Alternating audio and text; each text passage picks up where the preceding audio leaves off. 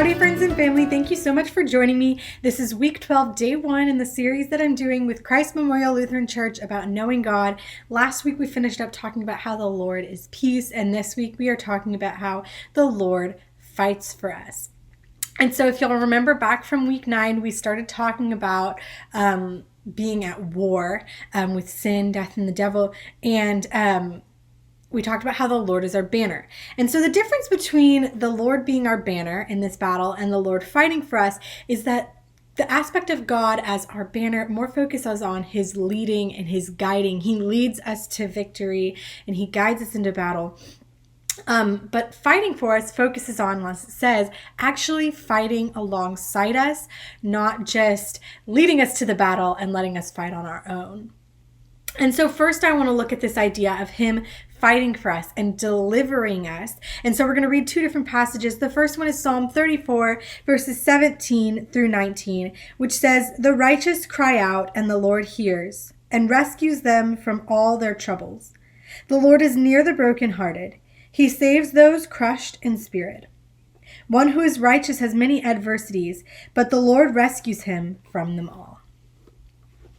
And then the second passage that we're going to read is Jeremiah 20, verses 11 through 13, which says, "But the Lord is with me like a violent warrior. Therefore my persecutors will stumble and not prevail. Since they have not succeeded, they will be utterly shamed, an everlasting humiliation that will never be forgotten. Lord of armies, testing the righteous and seeing the heart and the mind, let me see your vengeance on them, for I have presented my case to you. Sing to the Lord, praise the Lord, for he rescues the life of the needy from evil people." The Lord is a warrior, and he is the Lord of armies who is fighting for us. He fights for his people. We see him as this warrior in Jeremiah, and then we see that he is fighting for his righteous people in Psalms. Now, we do need to keep this in context, though. I've mentioned it a couple times, Romans 8:28, that he will work all things for the good of those who love him. But what his good is, what his fighting looks like, might be different than what we expect. So you can know that he is the Lord who is going to fight for you, who is going to deliver you. He rescues the righteous one from all the adversities that he faces. But know that what that rescuing, what that fighting looks like might be a little different than what you're expecting it to be. Now, the third thing I want to look at is that this is a little different than we would expect.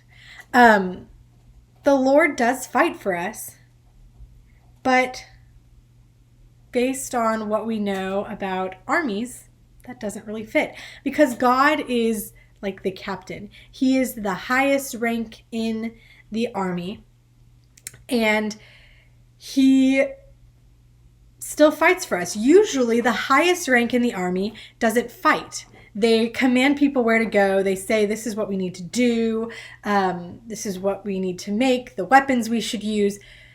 But God doesn't just sit back at the back of the army in the command tent telling us where to go. He actually fights for us as well. And the name that we're studying is Yahweh Sabaoth. And again, we've heard Yahweh before. I am eternal, just talking about how God is never ending, but also these aspects that we're tying that name to are never ending as well. And Sabaoth means host or armies. So he is the Lord of hosts, the Lord of armies. And that means he is above all of the armies, all of the hosts of heaven, everything. He is above them. He is the highest. But he still fights for us. He doesn't sit back. He loves us so much that he fights for us. This is a love. He doesn't do it out of obligation.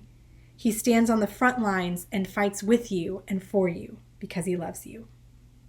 So remember that he is a God who fights for you and delivers you. He is Yahweh Sabaoth. And if you're looking for a Bible verse to memorize, we're working on Psalm 46:7 this week. Thank you so much for joining me, and I'll see you guys next time.